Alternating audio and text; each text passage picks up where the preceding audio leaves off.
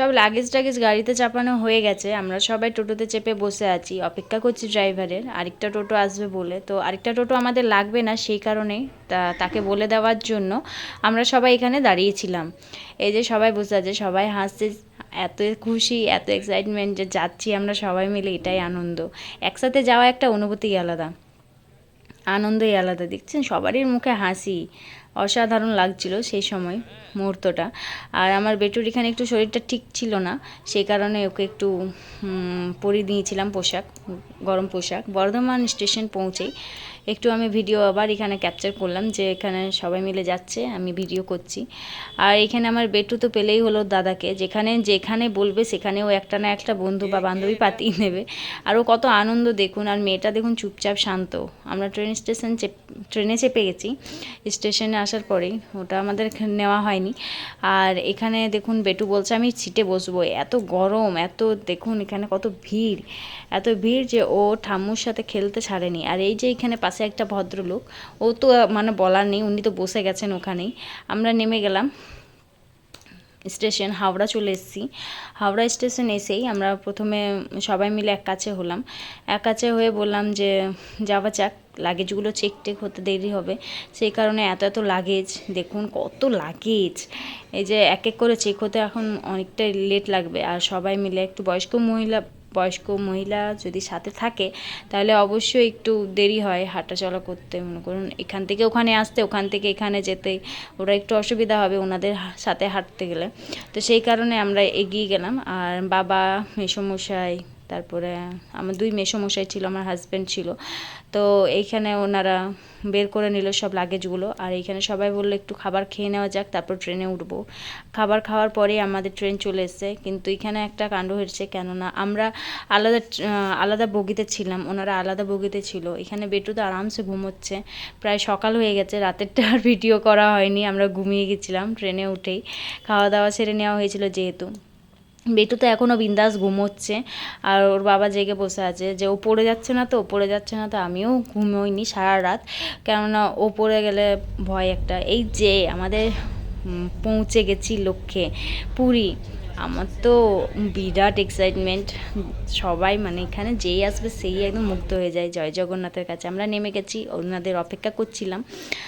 মানে আমরা এসি বগিতে ছিলাম, সেই কারণে প্রচণ্ড ঠান্ডা লেগে গেছিলো, বেটুরও ঠান্ডা লেগেছে, ও ঘেমেও গেছে। আবার ওর আরেক মানে ওর কাণ্ড যে ওকে বেশি গরমও রাখা চলবে না, ওকে বেশি ঠান্ডা তো রাখা চলবে না, মিডিলে রাখতে হবে। আর সবাই মিলে চিৎকার করতে জয় জগন্নাথ, সবাই একসাথে হয়ে গেছি। এরপরে আমরা বেরিয়ে যাব স্টেশন থেকে, কারণ স্টেশন থেকে বেরোনোর পরে আমরা টোটোতে চেপে গেলাম, টোটোতে চাপলাম। আমরা যাব এবারই আমাদের লজে, আগেই বুক করা হয়ে গেছে, মেসোমশাই বুক করা ছিল আগে থেকেই, ফোন করে দিয়েছিল। সেই কারণে বেটু দেখছেন, বেটু কত আনন্দ পাচ্ছে, এই দেখুন ও একদম হাত নেড়ে নেড়ে বলছে জয় জগন্নাথ, জয় জগন্নাথ। অনেকগুলো এখানেও টোটো অটো করতে হয়েছে, 3-4টে। সবাই মিলে এবার রওনা দিয়ে দিলাম, লজের কাছে এসে পৌঁছে গেছি। লজের কাছে সবাই যে সমস্ত নিজের নিজের ব্যাগগুলো নিয়ে নিচ্ছে, লাগেজগুলো, কারোর ব্যাগ কারোর লাগেজ। এই যে আমাদের চলে এসছে হোটেলের লোকগুলো খুবই ভালো ছিল এখানের, অসম্ভব ভালো, মানে বলা নেই, আপ্যায়নও খুব ভালো ছিল। ওনারা চাবি দিয়ে দেওয়ার মাত্রই সব ঘরটর পরিষ্কার করে দিয়েছে, চাদর পেতে দিল নিজেরাই, ওনারাই পেতে দিয়েছে। আমার বেটু তো আগেই রেডি হয়ে গেছে যাওয়ার জন্য, বললাম একটু ঘুরে আসি, যখন পৌঁছেই গেছি। তো আমিও রেডি হয়ে গেছি, আমার বেটুকেও রেডি করে দিয়েছি। এখানে ওনারা অপেক্ষা ছিল ওনাদের ছেলে, তো সেই কারণেই ওনারাই বললেন যে তোমরা যাও ঘুরে এসো। আমরা একটু বেরিয়ে গেলাম, তখন বিকেলবেলা। বাই বাই করছে বেটু আবার ওনাদেরকে, মেসোমশাই ছিল, মাসিমা ছিল। আমরা একটু বেরিয়ে গেলাম জলদি, বললাম যাই একটু বেটুকে নিয়ে দিনবেলাবেলি, কেননা ও ঠান্ডা লেগেছে যেহেতু, আর সমুদ্রের ধারে যাওয়া মানে একটু ঠান্ডা, সন্ধ্যেবেলা ঠান্ডা হাওয়াটা লাগে, সেই কারণে ওকে নিয়ে গেলাম না, কিন্তু তাও চলে গেছিলাম, মন মানেনি, সন্ধ্যেবেলা না থাকলে হয় একটু, তো চলে এলাম। বেটু তো খুব খুব খুব খুশি, এতটাই খুশি বলার নেই, ও এই বয়সে দেখতে পাচ্ছে ওটাই অনেক। আমরা তো ওই বয়সেতে বেরোইনি, নামই জানতাম না যে পুরী বলে আছে কিছু জায়গা, এখন যত বড় হচ্ছে তত জানছি। এই যে চলে এসেছি, এবার এখানে চিৎকারটা একটু দেখুন,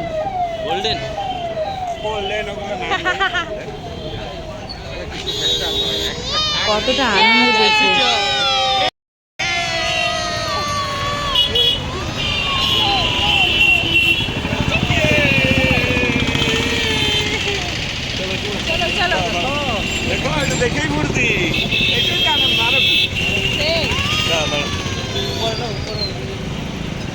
আসার পরে আমার শ্বশুরমশাই দেখছে এই গাড়িটার মধ্যে বেটুকে চাপাবো, তো ও কিছুতেই চাপতে চাইছিল না, কিছুতেই না, মানে অনেক চেষ্টা করানোর পরও চাপেনি। তো আমরা চলে এলাম সোজা একদম সমুদ্রের ধারে। এত ভালো লাগছিল, মানে বলার নেই, মুগ্ধ হয়ে গেছিলাম আমি সমুদ্রের কাছে। আর সমুদ্র মানেই তো মুগ্ধ হওয়াই। এই দেখুন মানে এত চেষ্টা করছে আমার শ্বশুরমশাই, কিছুতেই চাপছে না বেটু। কিছু ক্ষণিকক্ষণের মধ্যে চেপেছে, ক্ষণিকক্ষণ, ব্যাস, আর কিচ্ছু না। দেখুন, এই দেখুন।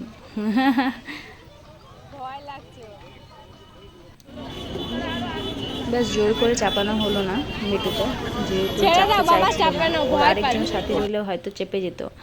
তো চাপলো না যখন, তখন বাবা বললো চলো উঠে চাপা যাক। তো বাবা প্রথমে বলেছিল বাবা আর বেটু চাপবে, তো বাবা হঠাৎ প্ল্যান চেঞ্জ হয়ে গেলো, বললো তুমি চাপো। তো বাবা প্রথমে চাপতে গিয়েও নেমে দিয়েছে, বলছে না হবে না। আর ওইখানের উটগুলো মানে একটু বেশি নয়, 5 মিনিটও নয়, ঘোরাচ্ছে না, 100 টাকা নিয়ে নিচ্ছে।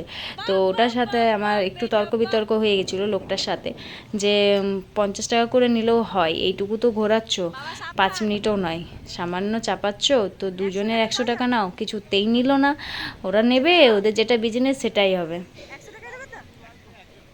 এই যে বেটুকে চাপিয়েছে, বেটু প্রথমে চাপছিল না, নিয়ে আমার শ্বশুরমশাই ওকে বোঝানোর পরে ও চেপে গেছে, ও বিরাট আনন্দ, উঠে চেপেছে। আর ও প্রথম দেখছে ক্যামেল যেহেতু, সেই কারণে। আর ও চেপে তো বসে রেডি। এবার আমার শ্বশুরমশাই আমাকে বললো তুমি চাপো, আমি পরে চাপবো নেক্সট দিনে। তা আমি চেপে গেলাম, বেটুর বাবার জন্য আমি অপেক্ষায় ছিলাম। তো ওর বাবাও চলে এসছে, আমি ওকে বলছি চাপো চাপো, শিগগিরই চাপো, সন্ধে হয়ে যাচ্ছে, ভিডিও হবে না, ফটো তোলা হবে না, কেননা সন্ধে হয়ে গেলে ফটো তোলা ঠিক হয় না। আর রোদ, মানে রোদের মধ্যে যে ফটোগুলো আসে সেগুলো রোদ চলে যাওয়ার পর আর ঠিক লাগে না, ফটোগুলো ধোঁয়া ধোঁয়া আসে। আর সত্যি এসেছে ধোঁয়া ধোঁয়া, কেমন কালচে কালচে। তাও ভিডিওটা বললাম করো সবটাই যতটা হচ্ছে। আমার খুব ভয় লাগছিলো এই জায়গায়, যে এত স্পিডে নিয়ে যাচ্ছে, ওরা সন্ধে হয়ে যাচ্ছে তো সেই কারণে খুব স্পিডে নিয়ে যাচ্ছিলো। আর আমি ছোট বাচ্চা ধরে আছি, আর সামনে কিছু ধরতে পারছিলাম না, যে স্ট্যান্ডটা ছিল সেটা আমি ধরতে পারছিলাম না, কেননা আমি বেটুকে এক হাতে ধরে আছি আর এক হাতে ওটা ধরে আছি। আমার খুব ভয় লাগছিলো, সেই কারণে আমি চিৎকার করে দিয়েছিলাম যে একটু আস্তে চালাও উটটাকে, কেননা যদি পড়ে যায় আমি আমার মেয়েটাকেও ছেড়ে ফেলবো আর আমিও পড়ে ফেলবো। সেই কারণে উনি তো কিছুতেই শুনছিল না, নিজের মতন করে চালিয়ে যাচ্ছিল উটটাকে। তারপর অনেক চিৎকার করার পর উনি একটু আস্তে করলো। তো আস্তে করার পরই উনি ব্যাক করে নিল, বলছে এবার হয়ে গেছে, তোমরা নামো।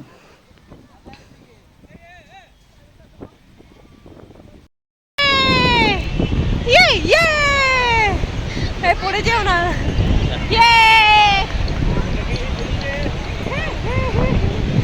বাবা তাহলে বিকেল বিকেলে ভালো হতো বলো। বেটু বেটু হয়ে গেছে। এরপর ক্যানেল থেকে নামার পরই মন গেল একটু সমুদ্র সৈকতের ধারে যে মাছগুলো ভাজা হয় সেগুলো একটু খাবো। তো আমাদের ইচ্ছে ছিল কাঁকড়া খাওয়ার, কাঁকড়া কোনোদিনও খাইনি, তো সেই কারণে কাঁকড়া খাবো বললাম।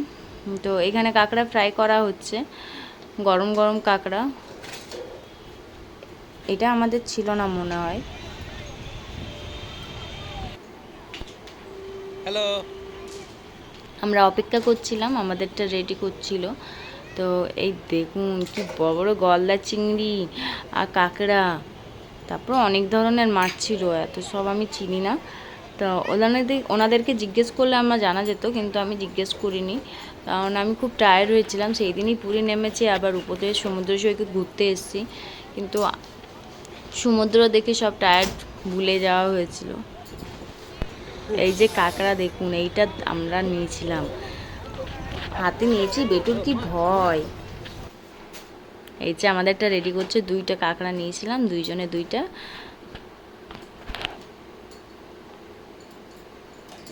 ফ্রাইটা খেতে ভালো লাগছিল, কিন্তু একটু বেশি মশলা রইলে আরও বেশি ভালো লাগতো। আর এই গলদা চিংড়িটা বেটু দেখে বিরাট খুশি, ও বলছে আমি ধরবো, আর আমার ভয় লাগছিল, তাও আমি ধরে নিয়েছিলাম ফটো তোলার জন্য। এইবার টেস্ট করে বলবো। যেই কাঁকড়া ফ্রাইটা হাতে নিয়েছি সেই বেটুর কান্না স্টার্ট, ও বলছে আমি খাবো। আর ও কী করে খেতে পারবে, ও তো এখন ছোটো আছে, তো ও তো এগুলো চিবাতে পারবে না, কিন্তু তার মধ্যেও বলছে আমি খাবো। তো এতই কাঁদছিল, নিয়ে ওকে ধরালাম, তো কিছু ছেড়ে দিল, খাইনি অবশ্য, সামান্য মুখে নিয়েই ছেড়ে দিয়েছে। এই দেখুন এইবার সবাই এসছে।